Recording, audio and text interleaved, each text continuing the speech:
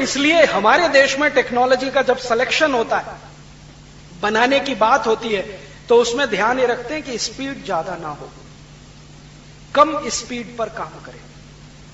तो किस तरह की टेक्नोलॉजी बनेगी? अब छोटे छोटे कुछ उदाहरण बताओ। ज्यादा स्पीड पर काम करे और एनर्जी कंजम्पशन बहुत हो, ऐसी टेक्नोलॉजी क्या होगी? जैसे मान लो रसोई घर का मिक्सर, जिसमें एनर्जी भी कंज्यूम होगी और स्पीड भी ज्यादा होगी। कम से कम रसोई घर का मिक्सर चले तो 240 वोल्ट की करंट तो लगेगी ही, इससे कम पे नहीं चलेगा। तो मिक्सर से हम बनाएंगे क्या? चटनी बनाएंगे। और क्या बनाएंगे? जूस निकालेंगे, चटनी बनाएंगे, और कुछ निकालेंगे, क्या करेंगे? किसी चीज के छोटे छोटे पीस करेंगे। यही है ना टेक्नोलॉजी का अंतिम उद्देश्य? क्या है? कोई उपयोग।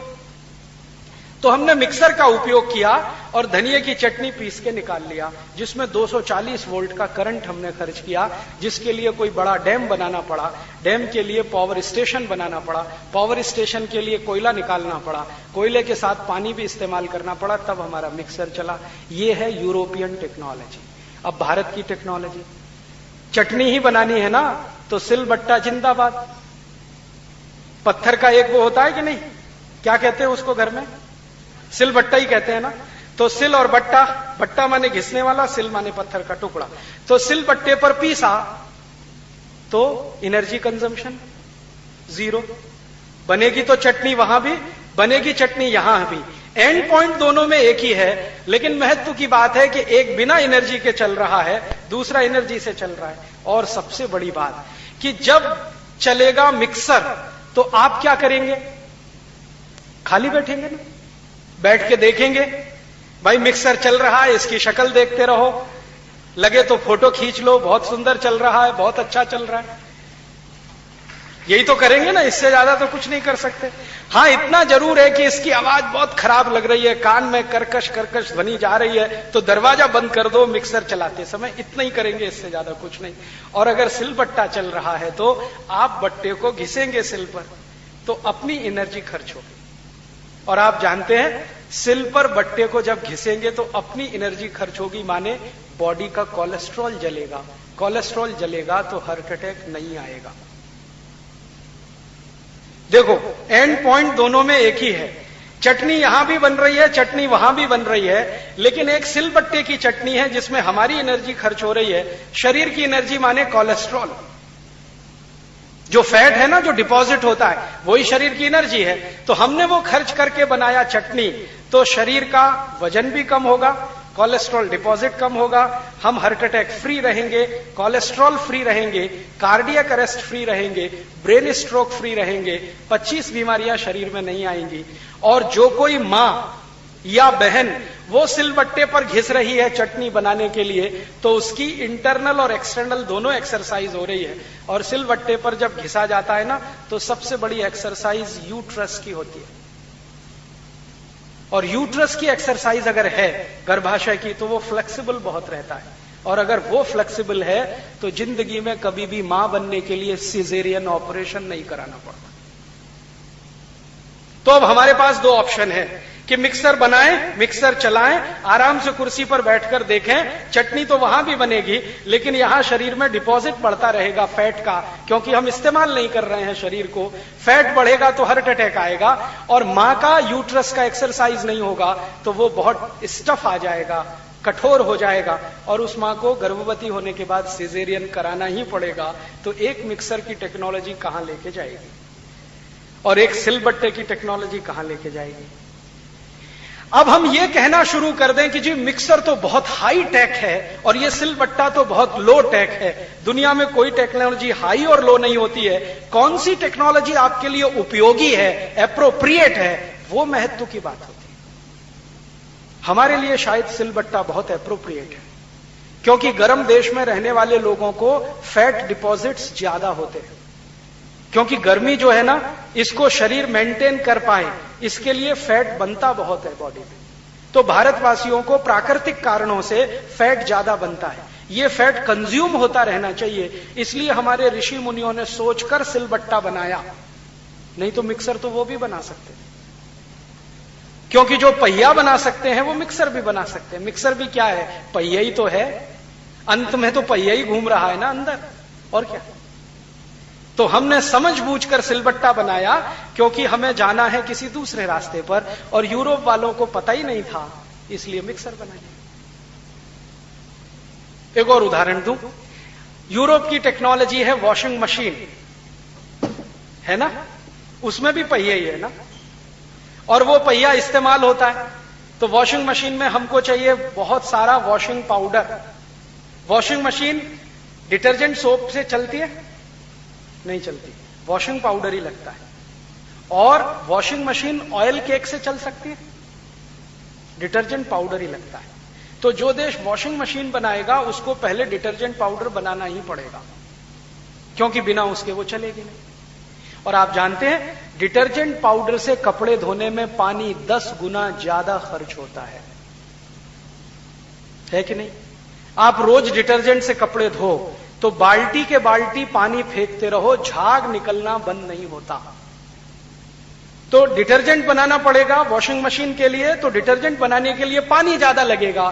पानी तो निश्चित है और सीमित है, वो तो बारिश से ही मिलता है, या तो पी लो या तो डिटर्जेंट पाउडर के कपड़े धोने में बहा लो उसको। अब यूरोप वाले तो मजबूर हैं बेचारे, क्योंकि उनको और कुछ मालूम ही नहीं है कपड़े धोने के लिए सिवाय इसके कि एक डिटर्जेंट पाउडर। क्योंकि कपड़े धोने के लिए कई तरह की टेक्नोलॉजी दुनिया में उपलब्ध है। जैसे भारत में सबसे पुरानी टेक्नोलॉजी पता है क्या है कपड़े धोने की? मिट्टी से कपड़े धोना। आपने देखे धोबी लोग हमारे घर से कपड़े लेके जाते हैं, वो कहीं तालाब में जाते हैं, उनके पास मिट्टी होती है, मिट्टी को कपड़े में रगड़ के पानी में भिगो के रख देते हैं। एक दिन तक वो पड़ा रहता है, दूसरे दिन थोड़ा पीटते एकदम साफ हो जाता है, क्योंकि मिट्टी का काम वही है जो वॉशिंग पाउडर का है। पता है वॉशिंग पाउडर क्या करता है? कुछ नहीं करता, सरफेस टेंशन कम करता है। हमारा कपड़ा गंदा हो गया, इसमें डस्ट घुस गई या इसमें कुछ दाग बन गए, निशान बन गए, इसका माने जिस स्थान पर निशान है वहां का सरफेस टेंशन बढ़ गया। यही तो है ना फिजिक्स। अब सर्फ क्या करेगा? सर्फ ये करेगा कि वहां का सरफेस टेंशन कम कर दे, और जब सरफेस टेंशन 0 हो जाएगा तो दाग अपने आप बाहर निकल जाएंगे, डस्ट बाहर निकल जाएगी, सब कुछ खत्म हो जाएगा। वही काम मिट्टी करती है, वही काम वॉशिंग पाउडर करता है। मिट्टी भी यही करती है, सरफेस टेंशन को कम।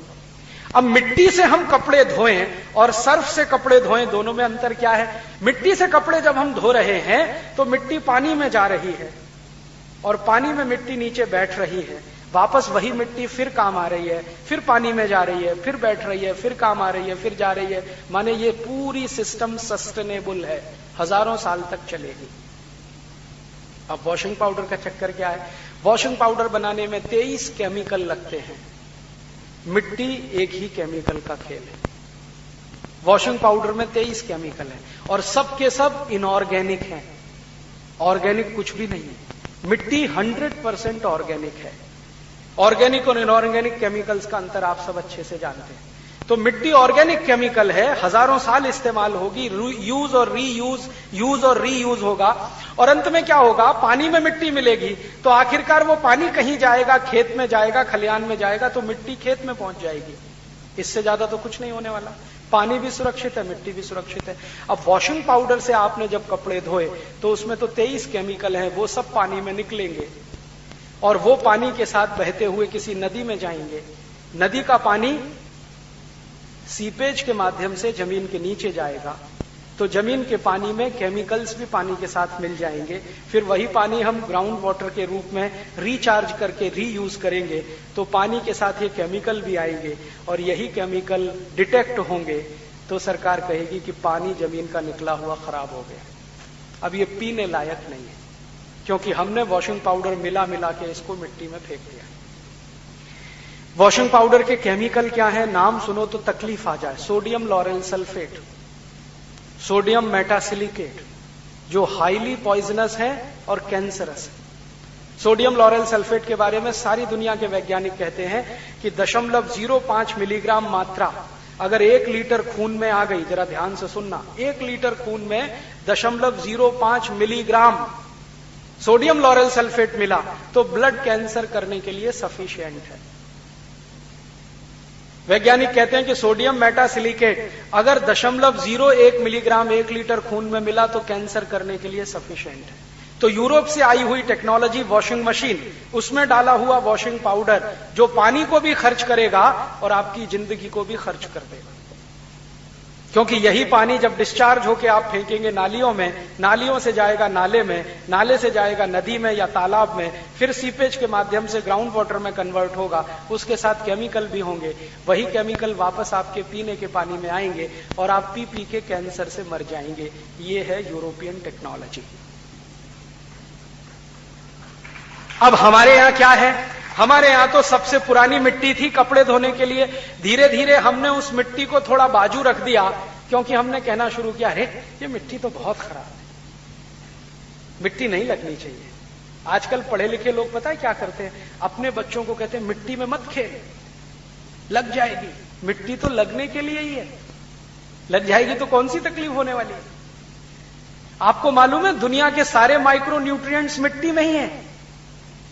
अगर आपको नाइट्रोजन चाहिए तो मिट्टी में है, कैल्शियम चाहिए तो मिट्टी में है, सल्फर चाहिए तो मिट्टी में है, सारे माइक्रो न्यूट्रिएंट्स मिट्टी में है जो 17 हमारे शरीर को लगते हैं। और उसी मिट्टी से हम इतने दूर हैं, अरे मिट्टी में मत खेल, लग जाएगी। और मैंने पढ़ी लिखी मूर्ख माताओं को देखा है कि बच्चे जरा सी मिट्टी में खेला है तुरंत स्नान करा देती, अरे ये मिट्टी बहुत खराब है।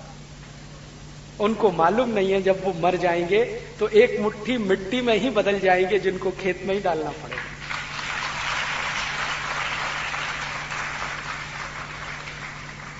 आपको एक इंटरेस्टिंग कैलकुलेशन बताता हूं। जब आदमी मर जाता है ना, पूरा शरीर जल जाता है, हड्डियां भी जल जाती हैं और पूरे आदमी की 20 ग्राम मिट्टी बन जाती है, मात्र 20 ग्राम। 100 किलो का आदमी जब जल जाता है ना तो 20 ग्राम मिट्टी में बदल जाता है। फिर उस मिट्टी का मैंने केमिकल एनालिसिस करवाया कि इसमें है क्या, जरा पता करो। तो ये जो 20 ग्राम मिट्टी है ना, इसमें मुश्किल से 8 रुपए का कैल्शियम है, मुश्किल से, और 2-2.5 रुपए का फास्फोरस है, मुश्किल से 2-2.5 रुपए का, और बाकी 10-11 रुपए में अदर माइक्रो न्यूट्रिएंट्स हैं। माने मरने के बाद आदमी की कीमत 20 रुपए से ज्यादा नहीं है।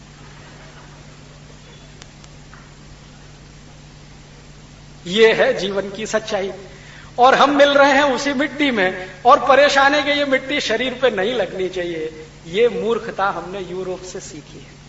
यूरोप में पता है क्या होता है? मिट्टी ही नहीं है।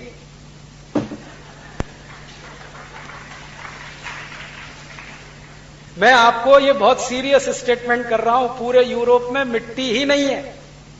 किसी देश में चले जाओ, फ्रांस में, जर्मनी में, स्वीडन में, स्विट्जरलैंड में, डेनमार्क में, नॉर्वे में, मिट्टी ही नहीं है। फिर क्या है? बर्फ पड़ पड़ के मिट्टी पत्थर जैसी हो गई है, तो वो पत्थर है, मिट्टी है ही नहीं उनके देश में। अब मिट्टी नहीं है तो हवा उड़ेगी, हवा चलेगी तो मिट्टी नहीं उड़ती है, तो इसलिए वहां की सड़कें साफ सुथरी दिखाई देती हैं, घर भी साफ सुथरे दिखाई देते हैं। साल में 9 महीने तो बर्फ ही बर्फ रहती है, गंदगी आएगी कहां से? तो हम गाना गाते हो यूरोप कितना साफ सुथरा है, घर में भी कुछ कचरा नहीं है, सड़क पे भी कचरा नहीं है, वहां तो कुछ सुंदर ही सुंदर दिखाई। मेरा एक दोस्त तो इतना मूर्ख है, वो कहता है यार यूरोप की सड़क को तो जीभ से चाट सकते हैं। तो मैंने कहा इसमें कौन सी खास बात है? बर्फ को तो जीभ से ही चाटा जाता है ना, चाटते हैं कि नहीं बर्फ को? तो वहां बर्फ ही बर्फ है, उसको जीभ से चाट सकते हैं, कौन सी खास बात है? तो जिस देश में मिट्टी है ही नहीं, उड़ेगी नहीं तो जीवन में आएगी नहीं, तो उनको मिट्टी से कुछ लेना देना नहीं है। हमारे यहां मिट्टी ही मिट्टी है, क्योंकि माइक्रो। अब वहां समस्या क्या होती है कि मिट्टी से माइक्रो न्यूट्रिएंट्स मिलते हैं, तो वहां की मिट्टी तो पत्थर जैसी है, उसमें से जो कुछ भी उत्पन्न होता है उसमें माइक्रो न्यूट्रिएंट्स नहीं होते, तो उनको माइक्रो न्यूट्रिएंट्स की बाहर से सप्लाई लेनी पड़ती है शरीर में। अगर हम कुछ खा रहे हैं, गेहूं, चावल, चना, दाल, मटर, तो हमको 17 माइक्रो न्यूट्रिएंट्स चाहिए। प्रोटीन्स चाहिए, वो तो एक है, कार्बोहाइड्रेट्स चाहिए, वो एक है, फैट्स चाहिए, वो एक है, और हमें फाइबर्स चाहिए, वो एक है। माइक्रो न्यूट्रिएंट्स 17 चाहिए हमको अपने शरीर में। नाइट्रोजन भी चाहिए, फास्फोरस भी चाहिए, कैल्शियम भी चाहिए, मैग्नीशियम भी चाहिए, मैग्नीज भी चाहिए, सल्फर भी चाहिए, ऐसे 17 केमिकल शरीर को चाहिए। इनमें एक भी कम हो जाए तो पता है क्या क्या होता है? थोड़ा भी कैल्शियम अगर कम हो गया तो बच्चे पागल पैदा होते हैं। हाँ, थोड़ा भी केमिकल कम हो जाए तो कम बुद्धि के बच्चे पैदा होते हैं। आपने देखे बहुत बच्चे शरीर में तो अच्छे हैं, बुद्धि काम नहीं करती, IQ लेवल 0। तो सब डॉक्टर कहते हैं इनको कैल्शियम कम है। फिर इसके विपरीत कुछ बच्चे होते हैं जिनको कैल्शियम तो है लेकिन आयरन कम है, तो उनके शरीर में खून नहीं है, तो एनीमिक दिखाई देते हैं। और इतने एनीमिक दिखाई देते हैं कि हम समझते हैं अरे इसकी स्किन तो बहुत गोरी है, पता चला वो एनीमिया का शिकार है, गोरी थोड़ी। खून ही नहीं है तो पीला पीला दिखेगा कि नहीं दिखेगा? सफेद सफेद दिखेगा। तो किसी को आयरन कम हो गया, किसी को कैल्शियम कम, किसी को मैग्नीशियम कम, किसी को, तो सभी तरह की एबनॉर्मेलिटीज आएंगी। तो मिट्टी में नहीं है तो वहां की प्रॉब्लम है। तो यूरोप में पता है क्या होता है कि ये जो माइक्रो न्यूट्रिएंट्स की कमी आती है इसको बाहर से सप्लीमेंट देना पड़ता है, इसलिए हर यूरोपियन को खाने के साथ फूड सप्लीमेंट खाना पड़ता है। और वो उनके फूड सप्लीमेंट पता है क्या है? बॉर्नविटा, हॉर्लिक्स, मॉल्टोवा, ये जो है ना हेल्थ टॉनिक्स, वो सब फूड सप्लीमेंट्स हैं, कोई हेल्थ टॉनिक नहीं है। अगर वो ना खाएं तो जिंदा नहीं रह पाए। अब वही टेक्नोलॉजी हमने इंपोर्ट कर लिया। हॉर्लिक्स आ गया भारत में, बॉर्नविटा भी आ गया, मॉल्टोवा भी आ गया, और हम जबरदस्ती खा रहे हैं, जरूरत नहीं है फिर भी खा रहे हैं, क्योंकि हमको सारे माइक्रो न्यूट्रिएंट्स तो भोजन में मिल रहे हैं। हमारे गेहूं में, चावल में, चने में, दाल में, केले में, सेब में, फलों में, सब में माइक्रो न्यूट्रिएंट्स हैं, क्योंकि मिट्टी से ये सब आ रहे हैं और मिट्टी में ये सब है, तो हमको अतिरिक्त सप्लीमेंट की जरूरत नहीं है। लेकिन हम उनकी नकल करके खाएंगे जरूर, क्योंकि हम मानते हैं कि उनकी टेक्नोलॉजी है तो कुछ अच्छी होगी। अभी अंधाधुंध हम खाना शुरू करते हैं बचपन से।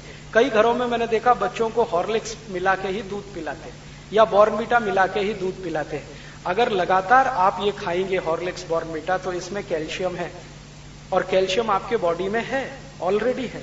अब कैल्शियम ज्यादा हो जाएगा, तो जब ज्यादा कैल्शियम होगा तो डाइजेस्ट नहीं होता और वही स्टोन में बदल जाएगा, तो किडनी स्टोन हो जाएगा, गॉल ब्लैडर स्टोन हो जाएगा। अब किडनी में स्टोन हुआ, 25-30 साल की उम्र में गॉल ब्लैडर स्टोन हुआ, तो डॉक्टर कहेगा अब ये किडनी काट के निकालो, तो 3 लाख रुपए ले आओ पहले, और गॉल ब्लैडर काट के निकालो तो 50,000 रुपए ले आओ। और गॉल ब्लैडर जो कट के आपने निकलवा दिया क्योंकि स्टोन फॉर्मेशन है, तो 5-7 साल के बाद इंटेस्टाइनल कैंसर 100% हो जाएगा। क्योंकि शरीर विज्ञान ये कहता है कि गॉल ब्लैडर बहुत महत्वपूर्ण चीज है, अगर इसको काट के निकाल दिया तो ये ऑर्गन का काम किसी दूसरे ऑर्गन को करना पड़ता है, तो वो दूसरा ऑर्गन लार्ज इंटेस्टाइन ही है। फिर लार्ज इंटेस्टाइन के ऊपर वर्कलोड बढ़ जाता है और उस वर्कलोड के कारण उसमें कैंसर डेवलप होता है। फिर कैंसर हो गया तो फिर जयराम जी की, ये है यूरोपियन टेक्नोलॉजी। अब हम बिना सोचे समझे नकल करेंगे उनकी, यही होने वाला है। इसलिए मैं आपके ध्यान में जो बात लाना चाहता हूं वो ये कि टेक्नोलॉजी हाई और लो नहीं होती, टेक्नोलॉजी मॉडर्न और ओल्ड नहीं होती, टेक्नोलॉजी हमेशा एप्रोप्रिएट होती है, उपयुक्त होती है। जब जिसको जिसकी जरूरत है वो उसने बना लिया, वही टेक्नोलॉजी होती है।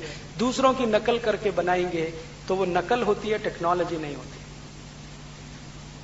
अब हम जो भी काम यूरोप और अमेरिका की नकल करके उनकी टेक्नोलॉजी की मदद से हल करते हैं, कोई हमारा हो ही नहीं पाता हल।